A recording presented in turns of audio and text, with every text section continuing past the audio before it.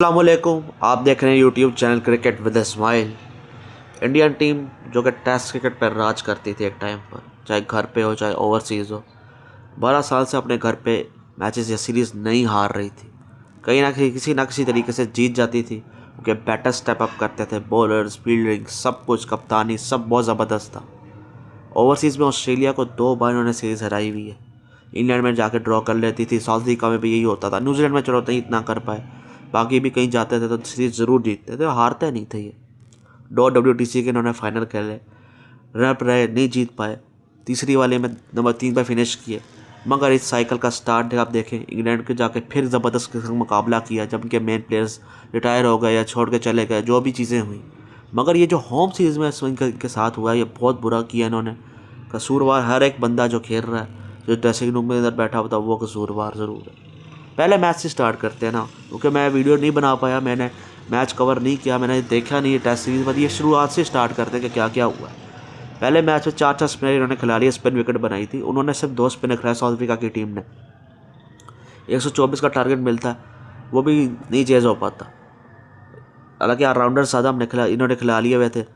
Batting पे सवालत थे कि प्लेइंग 11 पे सवालत थे कि क्यों नहीं खिलाए सही स्पेशलिस्ट बैटर्स, क्यों नहीं आप खिला रहे, मगर फिर भी यहाँ पे आप प्लेइंग 11 और बैटर्स दोनों को सूअर कह सकते हो कि उन्होंने चेज़ नहीं किया।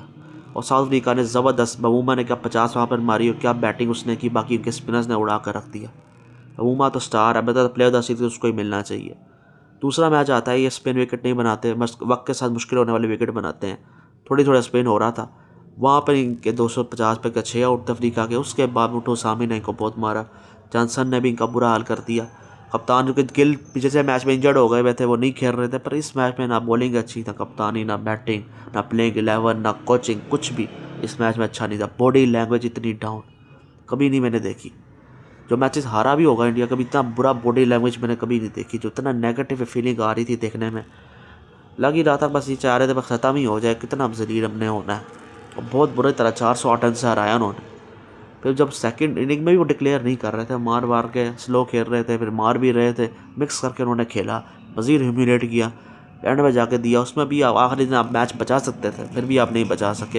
ये वही टीम है जो इंग्लैंड में जाके ज़बरदस्त किस्म की फाइट दे रही है, 5 सेशन बैटिंग कर रही है और टेस्ट मैच बचा रही है, और ये वही टीम है, ये हाल इनका हुआ है। स्पिन खेलने की एबिलिटी पर सवाल बिल्कुल ठीक है, 2020 से स्टार्ट हो चुकी थी मसले, तब ऑलराउंडर्स नीचे वाले बचा लेते थे, बॉलर्स बचा लेते थे, पर अब दोनों ने बचाना बंद किया तो बिल्कुल एक्सपोज होना शुरू हो गए। जो सवाल उठाएंगे विराट कोहली, रोहित शर्मा, अश्विन नहीं थे, कोई ना कोई फैक्टर, वो ये आप कह तो सकते हो कि नहीं थे, उनको निकाल दिया, सही तरह से फेयरवेल नहीं दिया, मगर ये अगर ये होते भी तब भी यही चीज़ होनी थी।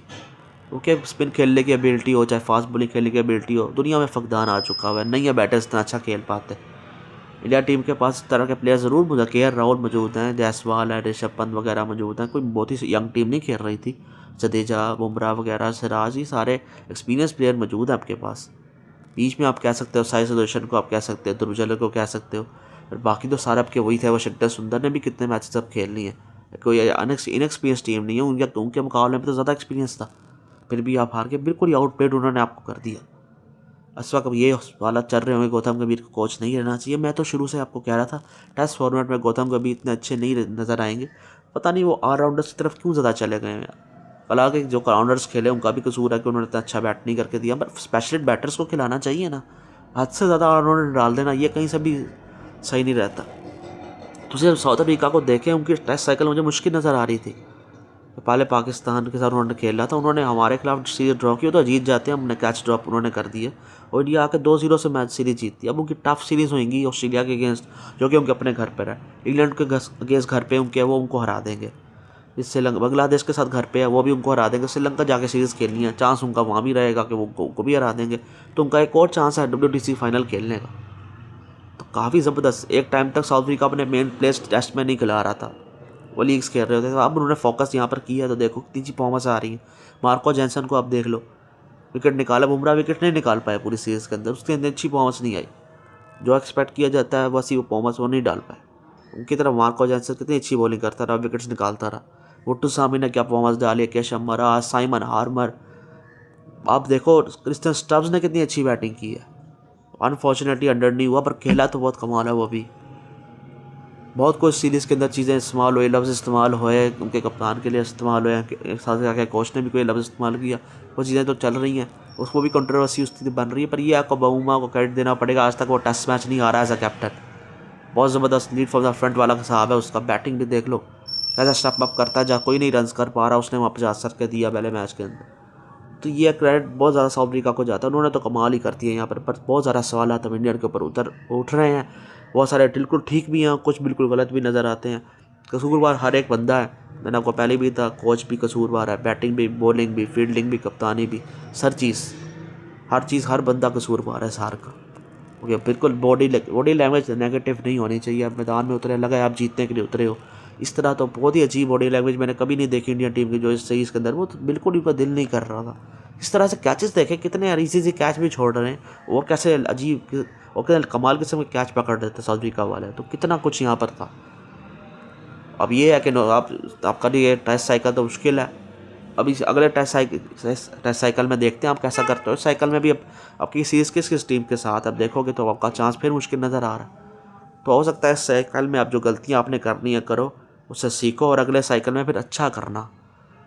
क्योंकि ऐसा नहीं है कि बहुत सारे यंग प्लेयर्स हैं, बहुत सारे एक्सपीरियंस प्लेयर भी मौजूद हैं। T20 से जब विराट कोहली, रोहित शर्मा गए, वहाँ कमी महसूस नहीं हुई, क्योंकि वहाँ पे ज़बरदस्त किस्म के प्लेयर्स थे, बिल्कुल ही नेक्स्ट लेवल पर वो ले गए। पर टेस्ट में कहीं ना कहीं कुछ ना कहीं जगह पे आपको कमी ज़रूर महसूस होती है उनकी।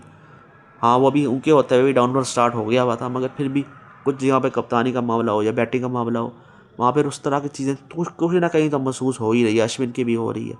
पर यह है कि वक्त के साथ साथ पर यह है कि मसले हल हो सकते हैं, गलतियों पे काम किया जा सकता है। आपका हारना आपके लिए अच्छा है, आपकी गलतियों पर आप सीखोगे। आप 2 सीरीज़ इस तरह हारे हो अपने घर पे, बहुत बुरी तरह घर पे। तो ये है कि अब आगे चलकर अगले साइकिल में ये नहीं होना चाहिए। इस साइकिल में मुझे लगता है ये सिलसिला चलेगा। अब ये है कि कोच वो रहेगा नहीं रहेगा इसका मैं कुछ नहीं कह सकता, पर कहीं ना कहीं आपको कसूरवार प्लेयर्स को भी ठहराना पड़ेगा कि उन्होंने भी सही तरह, जिनको भी मौका मिला खेलने का, प्रॉपर ऑलराउंडर थे ना, ये तो नहीं हल्के फुल्के ऑलराउंडर है, प्रॉपर ऑलराउंडर है, उन्होंने भी सही तरह बैट नहीं करके दिया। स्पेशल बैटर होता तो चलो वो भी गलती की है, कितने सारे ऑलराउंडर्स डाल दिए, पर कहीं ना कहीं सारे कसूरवार हैं यहाँ पर। दूसरा, पाकिस्तान की तरफ आप देखें, मुल्तान सुल्तान PSL वाला जो मामला, अली तरीन ने क्विट कर दिया Multan Sultan ownership, contract renew उन्होंने नहीं करवाया। बड़ा बुरा एंड हुआ इस चीज़ का। मुझे लग रहा था बीच में बातचीत होएगी, मोहसिन नकवी आएंगे, अली तरीन के साथ मीटिंग वगैरह सब करेंगे, मामला हल करेंगे, पर ये भी हमने हल नहीं किया। और अब वो ये भी ऑप्शन पे चली जाएगी। मुल्तान सुल्तान को कौन खरीदेगा, देखते हैं यहाँ जाकर। शुरुआत से यहाँ भी स्टार्ट करें तो फिर वही है, अली तरीन बोलते रहते थे कि सारे मसले मौजूद हैं PSL के अंदर, वो सब नज़र भी आते थे, हमने भी बोला है। और मीटिंग मुल्तान सुल्तान वगैरह चाहते थे कि मीटिंग के तहत ये मसले हल किए जाएँ, बातचीत की जाए, पर कभी भी PCB ने, PSL ने नहीं बुलाया मीटिंग के लिए। नोटिस भेजो, उन्होंने भेज दिया। नोटिस उनको नहीं फाड़ना चाहिए था, वो उन्होंने गलत किया। अली तरीन ने नोटिस फाड़ कर, जो नोटिस में लिखा था माफ़ी मांगो, नहीं मांगोगे तो आप नहीं रहोगे ऑनर, ये सारी चीज़ें हैं। उन्होंने माफ़ी एक तंज़िया अंदाज में मांगी थी, उसके अंदर बातें सारी सही कर रहे थे, और बस नोटिस ना फाड़ते ना, मामला ठीक रहता काफ़ी हद तक। उसके बाद ये कॉन्ट्रैक्ट रिन्यू वाला मामला आया, उसमें भी कह रहे थे हमारे साथ कम्युनिकेट इतना अच्छा नहीं किया गया। बाकी सबने तो कॉन्ट्रैक्ट रिन्यू कर लिया ओनरशिप का, पर इनका रह गया, बातचीत नहीं सही तरह हो रही थी। वैड में मुझे लग रहा था कि इस तरह ही कुछ होगा, और इतनी फिर छोड़ के चले गए मुल्तान सुल्तान को। और उनकी बातों पे आप ध्यान दें, बहुत सारी बातें ऐसी हैं, माइक नहीं चल रहा, स्टेडियम सही नहीं है, हमारा कोई फैन क्लास नहीं है, शेड्स वगैरह हम नहीं अब देते, हम इवेंट वगैरह PSL की ऑक्शन नहीं कराते हैं तो उतनी अच्छी नहीं वो होती, ड्राफ्ट के वो ऑक्शन मॉडल की बात करते थे, सारी बातें उनकी सही हैं और यह होनी चाहिए आगे चलकर अप्लाई। आगे 2 न्यू टीम्स भी आनी है तो हमने क्या करना है फिर आगे। वो सवाल करते थे कि हमारे पास कोई तैयारी है नहीं, यस मैन हमने रखे हुए हैं। PSL के मैनेजमेंट पे सवाल उठाते थे और बिल्कुल सही सवाल थे, यस मैन तो थे ही, उनको ज़्यादातर ये पसंद है, पर कुछ गलतियाँ उनसे भी हो गई। काश वो इतना ज़्यादा खुल के बात पाकिस्तान के अंदर ना करते PSL के मामले के अंदर, क्योंकि यहाँ फिर उनको यस मैन ही चाहिए होते हैं। इस लिहाज से तो उनके लिए मामला ख़राब चला गया सारा। बाकी नोटिस फाड़ना उनका गलत था, बाकी सारी गलती PCB PSL वालों की ज़्यादा मुझे नज़र आती है इस मामले के अंदर। और फिर ये है कि अब भी मामला हल किया जा सकता था कुछ दिन पहले भी, पर नहीं हल किया जा सका, नई मीटिंग की गई, सब चीज़ का पूरा एंड ही यहाँ पर हुआ। तो मुझे अफसोस है, अली तरीन काफ़ी ज़बरदस्त बंदे हैं, की बातें मुझे पसंद आती हैं, वो बेहतरी की बातें ही कर रहे थे, कहीं हमारा मजाक नहीं बना रहे थे कि ये गलत है वो ये है। उसकी वो चीज़ चाहते थे कि हल होए, ताकि फिर मसला हल होगा और अच्छी लीग हमारी बनेगी। इन चीज़ें छोटी छोटी चीज़ें हैं, इसमें कुछ बड़ी चीज़ें भी मौजूद है जो कि बेहतर की जाती तो PSL का ही फ़ायदा होना था, उनका तो कोई जाना नहीं था, पर हमने फिर नहीं किया, फिर नहीं किया। आगे देखते हैं फिर पाकिस्तान क्रिकेट में क्या होता रहता है। इसी के साथ वीडियो करें लाइक, चैनल करें सब्सक्राइब। अल्लाह हाफिज़।